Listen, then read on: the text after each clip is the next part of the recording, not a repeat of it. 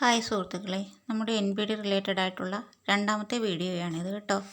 ഇന്ന് നമ്മൾ പറയാൻ പോകുന്ന covert altruistic N P D എന്ന വിഭാഗത്തെക്കുറിച്ചാണ്.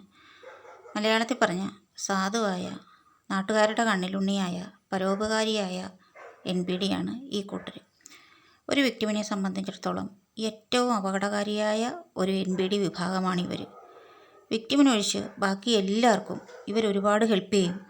അതുകൊണ്ട് ഇവരുടെ മുഖം മൂടി സമൂഹത്തിന് മുമ്പിൽ തുറന്നു കാട്ടുക എന്നുള്ളത് ഒരു വ്യക്തിമിനെ സംബന്ധിച്ചിടത്തോളം വളരെ ശ്രമപ്പെട്ട ജോലിയാണ്. ഒരു വ്യക്തിമും ഒരു എൻ പി ഡിയെയും സമൂഹത്തിന് മുമ്പിൽ തുറന്നു കാട്ടാൻ വേണ്ടിയിട്ട് അവരുടെ സമയം, വിലപ്പെട്ട സമയം മെനക്കെടുത്തരുത് എന്നാണ് എൻ്റെ ഒരു എളിയ അഭിപ്രായം. നമ്മുടെ ജീവിതം തിരിച്ചു പിടിക്കാനും നമുക്കെങ്ങനെ സമാധാനപരമായിട്ട് ജീവിക്കാനും പറ്റും എന്ന് വേണം ചിന്തിക്കാൻ. അല്ലാതെ കൂടെ നിൽക്കുന്നയാളിൻ്റെ സർവ്വ മെനകേടുകളും സമൂഹത്തിന് മുമ്പിൽ തുറന്നു കാണിക്കാൻ പോയി അവരോട് വഴക്കിന് പോയിക്കൊണ്ടിരിക്കുകയാണെങ്കിൽ ആ സമയം കൊണ്ട് നഷ്ടം വരുന്നത് നമ്മുടെ ലൈഫാണ്. ശത്രുതയും ആരോടും കയ്യിൽ വെക്കണ്ട. ശത്രുത കയ്യിൽ വെക്കുന്നത് വേറൊരാളെ എറിയാൻ തീക്കനൽ കയ്യിൽ വെക്കുന്നത് പോലെയാണ്. നമ്മുടെ കയ്യല്ലേ പൊള്ളുന്നത്. അതുപോലെ അതുകൊണ്ടും പറ്റുമെങ്കിൽ ക്ഷമിച്ചു കൊടുക്കുക, നമ്മുടെ കാര്യം നോക്കുക, സമാധാനത്തോടെ ജീവിക്കാൻ അടുത്ത നടപടി എന്ത് ചെയ്യാൻ പറ്റും എന്നാലോചിക്കുക. ഈ കൂട്ടരെ സ്വന്തം ബന്ധുക്കളുടെ അടുത്തെങ്കിലും ഒന്ന് തിരിച്ചറിയിക്കണം എന്നൊരു വ്യക്തിവിന് ആഗ്രഹം ഉണ്ടെങ്കിൽ വ്യക്തി ബുദ്ധിപൂർവ്വം തെളിവുകൾ ശേഖരിക്കണം.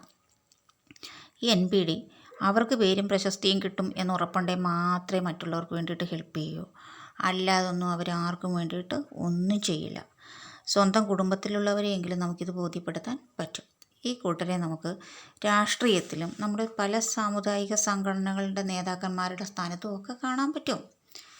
ഇവർക്ക് അവിഹിതം കൂടി ഉണ്ടെങ്കിൽ ഇൻഫിഡിലിറ്റി എന്ന് പറയും ഡോക്ടറുടെ ഭാഷയിൽ.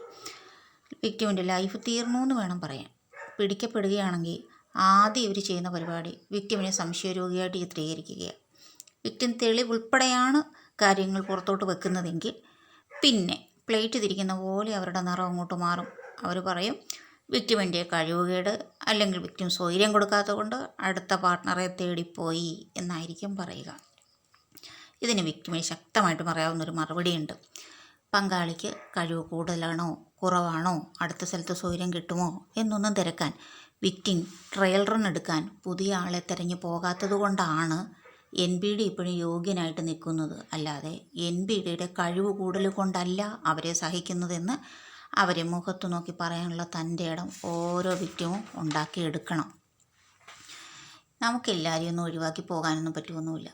മാതാപിതാക്കളോ മക്കളോ ഒക്കെ ആണെങ്കിൽ ഒരിക്കലും നമുക്ക് ഒഴിവാക്കാൻ പറ്റില്ല. പങ്കാളിയാണെങ്കിൽ ഡിവോഴ്സ് എന്നൊരു സാധ്യത അവിടെ ഉണ്ട് എന്ന് പറയാം. പക്ഷെ കിട്ടുക എന്നത് വളരെ റിസ്ക്കാണ് കേട്ടോ. അതിനൊരുപാട് കഷ്ടപ്പാടുണ്ടാവും. അടുത്ത തലമുറ ഇവരെ കണ്ടു പഠിക്കുന്നത് വളരെ കഷ്ടമാണ്. അപ്പോൾ ഇവരുടെ കൂടെയാണ് നിൽക്കേണ്ട സാഹചര്യം ആണെങ്കിൽ നമ്മുടെ ഹെൽത്ത് നമ്മൾ നല്ലോണം ശ്രദ്ധിക്കണം. വീണ് പോയാൽ താങ്ങാൻ ആളുണ്ടാവില്ല. നല്ല സുഹൃത്തുക്കളായിട്ടും നല്ല ബന്ധുക്കളുമായിട്ടും എപ്പോഴും ഒരു കോണ്ടാക്റ്റ് ഉണ്ടായിരിക്കണം. ഓരോ ദിവസവും ഡയറി എഴുതണം. എല്ലാ സംഭവങ്ങളും എഴുതി വെക്കണം. പണ്ടത്തെയൊക്കെ എഴുതി വയ്ക്കാൻ മറന്നു പോയിട്ടുണ്ടെങ്കിൽ ഡേറ്റ് ഒന്നും ഓർക്കണില്ലെങ്കിലും വേണ്ടില്ല, പറ്റുന്ന അത്രയും കാര്യങ്ങൾ എഴുതി സൂക്ഷിച്ചു വെച്ചു. ഓർമ്മ പ്രശ്നമൊക്കെ ഉണ്ടാവും.